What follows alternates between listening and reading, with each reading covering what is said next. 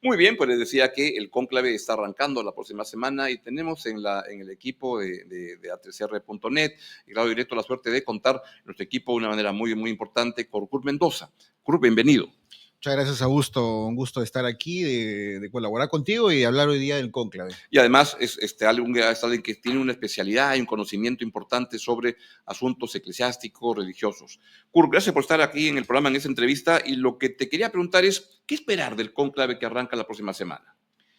¿Cuándo arranca? Arranca oficialmente el miércoles 7 de mayo. El 7 de mayo se va a producir una sola votación, que es lo que ha planificado el colegio cardenalicio, que empieza a votar el miércoles, y a partir del miércoles, jueves y viernes, y hasta que se elija, va a haber 2 votaciones por la mañana y 2 votaciones por la tarde-noche, digamos, ¿no? ¿Por qué hay tantas votaciones? Primero, ¿cuántos votan? Votan 133 cardenales. 2 se han excusado por cuestiones de salud y votan 133. Ahora, ¿quién está habilitado para votar? Por ejemplo, en el Perú tenemos 3 cardenales. Exacto. Tenemos Barreto, Cipriani y Castillo. Exacto. El único habilitado es el arzobispo de Lima. ¿Por qué? ¿Por qué? Porque tiene menos de 80 años.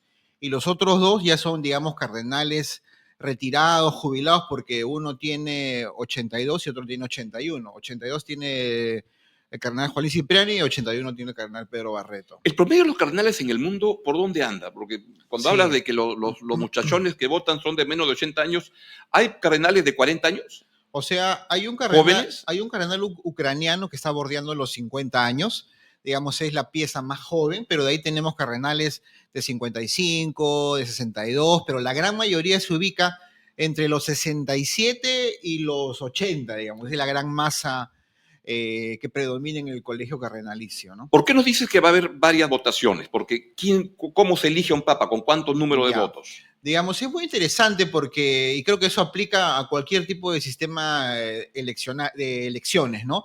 Se elige con 2/3, que es una mayoría calificada, es una mayoría que le da un poco de legitimidad, que no es una mayoría simple, y por lo tanto, en este caso, 2/3 son 89 votos. 89 votos. 89 votos, ¿no? Mira, en el Perú para vacar a un presidente necesitas 87. Para elegir un papa necesitas 89. Es un número como que por ahí va. Por ahí va.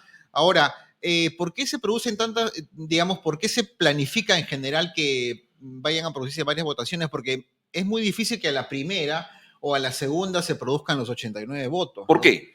¿Por qué? Porque normalmente, como no hay candidaturas, o digamos, oficiales, evidentes, públicas, los cardenales llegan a la votación porque solamente entran a la Capilla Sixtina y entran a votar. Bueno, a rezar y a votar. No hay ninguna discusión, entran a votar. Entonces lo que pasa es que empieza esta parte de la votación y cada cardenal está ubicado en su mesa y se le da un papel, ¿no? Un papel en blanco y escriben un nombre. Y todos tienen que estar en silencio, nadie puede hablar con el otro. Escriben un nombre y luego ese nombre van y lo depositan en un ánfora. Y luego esta especie de los cardenales que hacen el conteo de votos van contando y cantando, ¿no? Y van sumando. Y en la primera es muy difícil porque puede haber un candidato que logre 50, otro que logre 40, 30 y así hasta que lo que normalmente ocurre en este tipo de votaciones, y lo digo también, por ejemplo, en las conferencias episcopales, en los organismos de la iglesia, por ejemplo, ¿Es igual? Por ejemplo, cuando se elige en el Perú al presidente de la conferencia episcopal. Es idéntico. Pero no conversan entre ellos, porque te pregunto, me es muy difícil pensar de cómo votar entre 130 cardenales sin conversar, porque ¿cómo hacemos para que, oye, votamos por vas armando este grupo, ¿no? Sí conversan, sin duda. Lo que no puede haber es una declaración pública de que yo apoyo a tal o que tal persona debería ser el Papa. Eso no puede haber. Pero, por ejemplo, en estos días, que estamos, digamos, los días previos al cónclave, existen estas congregaciones generales que son las reuniones de cardenales electores y no electores que discuten un poco cuál debe ser el perfil del Papa. Y ahí es que se producen en estos días las conversaciones, digamos, la gente empieza a lanzar nombres, o inclusive se produce esto que se conoce como el cabildeo, ¿no? Pero lógico, ¿no? Un cabildeo donde hay personas que no tienen un perfil para ser papa, pero que sí pueden mover, digamos, votos, ¿no? O intención de voto, ¿no? Ya, ¿y cuánto se parece a los que hemos visto, o de repente usted lo ha visto, la película Cónclave? ¿Cuánto se parece a película a lo que en verdad pasa? Bueno, más de contando que hay bombas, un poco exagerada el cónclave, pero algo de eso ocurre. Bueno, algo de eso ocurre, hay mucho rumor, también hay contracampaña, Mm, digamos, y lo dijo Francisco cuando dio una entrevista a los pocos meses de ser elegido, donde le preguntan, un periodista le pregunta, ¿usted sabía que la gente quería votar por usted? Yo me enteré, dice, un día antes porque la gente me comenzó a preguntar si yo no tenía un pulmón. Entonces, ahí me di mm. cuenta que la gente me estaba haciendo contracampaña y por lo tanto que era muy probable que me voten o que no me voten. Entonces, esta cosa de los comentarios, el rumor, la influencia, el cabildeo existe, Pero ¿no? Bergoglio ya había quedado en la elección Sí, anterior con Radzinski, ya habían votos que se habían, ¿no? O sea, totalmente. ya venía Claro, digamos, que había estado en la segunda vuelta anterior. totalmente. O sea, Bergoglio era favorito bueno, fue favorito en la elección cuando salió Ratzinger Ratzinger, perdón. y fue favorito cuando salió electo. O sea, ahora, estamos en este escenario donde hay favoritos y yo creo que de ahí va a salir el Papa, de esos 15 nombres que están dando ¿Quiénes son, a grosso vueltas, modo, ¿no? quiénes son los favoritos? Bueno, un favorito natural es el actual secretario de Estado, el italiano Pietro Parolin, un diplomático de altísimo nivel, ha sido nuncio en Venezuela, ha tenido mucho que ver con el acercamiento de la iglesia ¿Hace anuncio con con Bergoglio? China. ¿Con Francisco o No, antes? no, no. Él es Claro, pero ha sido en el papado de claro, Francisco, que ha de sido ese anuncio Francisco en Caracas. en Caracas y luego fue, bueno, y es hasta ahora el secretario de Estado, que es el número 2 del Vaticano. Ahora ha sido una persona muy cercana a Francisco, ¿no? Francisco confiaba mucho en él. Y luego tenemos, por ejemplo, el presidente de la Conferencia Episcopal Italiana, el cardenal Zuppi. Ahora, ¿por qué es llamativo? Porque él fue una de las primeras personas que mandó Francisco a mediar entre Ucrania y Rusia, ¿no? Entonces tiene un Mm. rol protagónico. De ahí tenemos este cardenal que está dando mucho que hablar en los últimos días, es el cardenal Tagle, que es el arzobispo De emérito de Filipinas. Filipinos, ¿no? Ahora, ¿por qué ese mérito? Porque a él se le saca de Filipinas para ponerlo en la curia romana. Él es una Ah, autoridad. ya no está en Filipinas, No, ya no está en está. Roma. Vive en Roma, es Ah, parte de la curia, de los que gobiernan la iglesia. tiene un estilo bastante alegre, ¿no? Es muy Claro. alegre, es muy carismático, inclusive hay videos de él en TikTok cantando, bailando. Entonces, es una persona que Y es joven, es joven, tiene 67 años, ¿no? Para ser, claro. si es que es papa, sería un papa pues relativamente joven, ¿no? ¿Y qué está buscando el Vaticano ahora desde tu previsión y Sí. punto de vista? ¿Un papado breve, con lo cual elegirían a alguien de por los 75 para Mm, arriba, o un papado más largo, alguien de 65? claro. A mí lo que me hace pensar que ahora podría estar pasando por la cabeza de los cardenales es que seguir con este estilo de continuidad de tener papados breves, ¿no? O sea, Benedicto tuvo 7 años, Francisco tuvo 12. Digamos, no hay ninguna señal de que se vaya Juan Pablo por... II fue Fue 20, 27 27 años, entonces años. no hay ninguna señal de que estén pensando en que vayan a elegir un papa que dure pues, más de 20 años, ¿no? No existe, digamos, esa línea, digamos, de pensamiento, ¿no? ¿Y cómo se elige a un papa? ¿En función de qué es simpático o en función de temas de fondo? Es decir, de temas en los cuales hay divisiones, puntos de vista diferentes. Mm, ¿Cuál es la agenda del catolicismo a nivel mundial hoy día y que ujú, está instalada que va a estar en este cónclave? ujú. Por un lado están los temas que generan controversia, ¿Cuáles son? que generan polémica, por ejemplo, el tema del sacerdocio femenino, que ya se discutió en las últimas 3 asambleas que hizo Francisco en Roma con los obispos, que es el sínodo de la sinodalidad, ¿no? Lo que él le quiso dar mucho impulso en el último tramo de su papado. ¿Puedes explicar qué es eso, la Sí, la sinodalidad sinodalidad? es un concepto muy antiguo en la iglesia, pero que Francisco lo trae a la actualidad, donde un poco él trata de decir que las decisiones en la iglesia, que la iglesia debe caminar unida, que digamos cardenales, obispos, sacerdotes, monjas, laicos, ninguno es más ni menos que el otro. Mm. Es una cosa que está en el Evangelio, digamos, pero que Francisco lo reactualizó, ¿no? Con esta idea un poco de que nadie se sienta menos dentro de la iglesia, ¿no?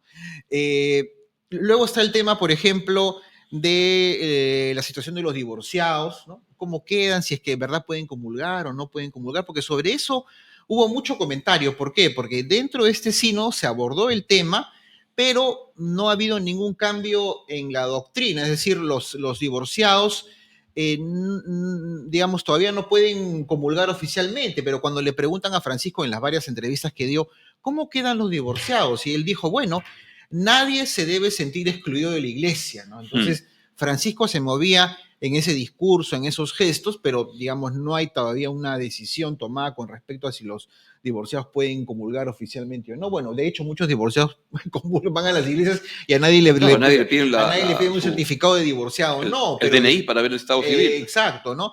Pero digamos, él dio esa apertura, ese mensaje de que nadie debería sentirse excluido, ¿no? Luego tenemos y los grandes temas políticos, ¿no? Por ejemplo, la guerra entre Ucrania y Rusia, que Francisco le dedicó muchos meses de su vida, los últimos meses, perdón. Luego el tema con Estados Unidos, los migrantes, que fue un tema que molestó mucho a Francisco.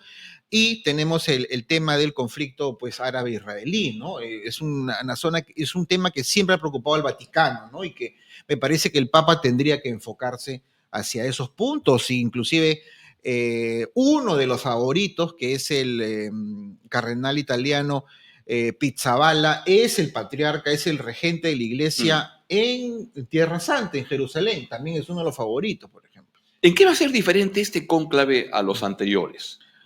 Digamos, va a ser muy... Dicen que una es que se conocen menos. Se conocen menos. Porque se han nombrado muchos recientemente. Claro, se conocen menos porque los cardenales hoy provienen de 71 países. Digamos que el cónclave se ha democratizado, entonces hay mucha variedad.